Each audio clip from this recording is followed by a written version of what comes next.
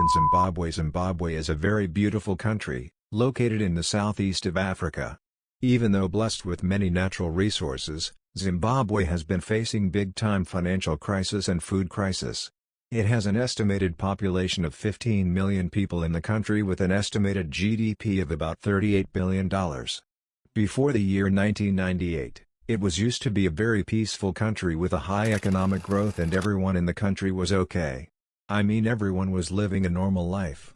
This was until the late 19s, where the food crisis and spike in the inflation rate began, accompanied by severe economic hardship and droughts. The inflation started in Zimbabwe during the year 2000 under the regime of President Mugabe.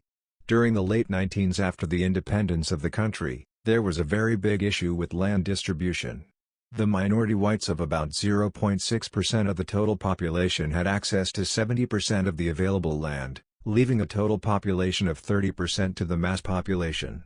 You may be wondering how almost 70% of the total land ended up in the hands of the white Zimbabweans, right? Okay. I will explain. During the 18s, the period of colonization in Zimbabwe, the British stayed in the country and made children with some of the locals in the country. Some brought along with them their wives and children, which fueled the white population in the country. And being the colonial leader simply means having total or bigger control of lands and natural resources, right?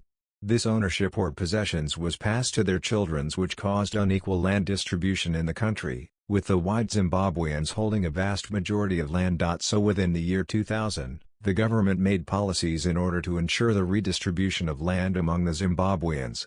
This brought about major catastrophes. People's lands were confiscated and were given to friends and families who couldn't run them. Others were stripped completely off their land possessions without any compensations. This action started getting on the nerves of the ordinary citizens in the country. There was disorders, forced acquisition of land by the government and also mismanagement of lands. This brought drought and minor conflict among the citizens and the worst of all, economics. To the United States President, Mr. Trump, please blow your trumpet. Blow your trumpet in a musical way towards the values of unity, peace, cooperation, togetherness, dialogue, which we have always stood for and which are well written in our very sacred document, the Charter of the United States. 2002, the Commonwealth of Nations imposed sanctions on the country due to reckless seizure of land, election tampering and human rights violations, in which the country afterwards voluntarily withdrew from the Commonwealth. By the year 2003 the economy was unstable, inflation started increasing rapidly, investors had lost hope and started withdrawing from the economy, business and banks started to collapse, unemployment rate in the country spiked up, drought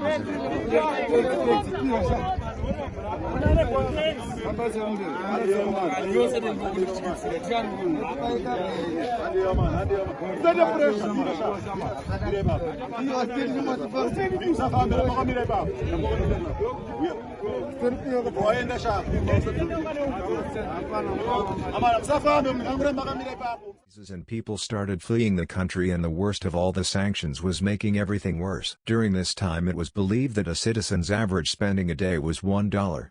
Before I continue, please take 1 second of this video and hit the subscribe button on your screen for more videos about wealth, politics, and power. Thank you. During this times, food crises in the country became worse. The lucky ones had fled the country while the others stayed in the country and suffered the crisis. By now the Zimbabwean currency had lost almost 60% of its value. Not only was sanction laid on the country, but nobody was ready to provide financial support to the economy. By the year 2008, the worst of all started to happen. Whilst there was an outbreak of diseases in the country, the annual rate of the Zimbabwean dollar was 11.2%. And this was hyperinflation now. During this time, to buy an apple in the market you have to use $1 billion Zimbabwean dollar to get it. I know what you are thinking. That it is an exaggeration, right? No. This was what was really happening in the country in 2008, and this led to the abandonment of the currency. The inflation rate per month was about 89.76 stillion. This was a very huge amount.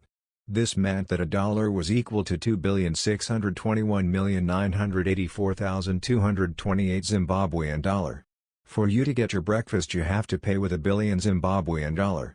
This was also part of the decision of the government to increase money supply.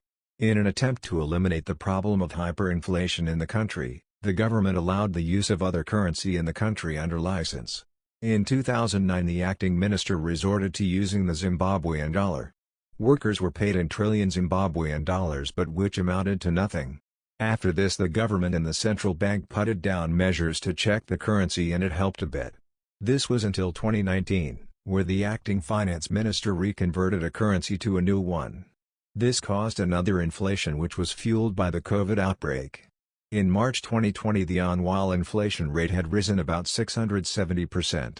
In 2022 the country witnessed another period of high inflation rate of 96% to 131% from April to May due to the Russia-Ukraine war. Do you think this sanctions imposed on Zimbabwe is good? Please drop your comment below. Do not forget to like and subscribe to this channel for more contents like this. Thank you.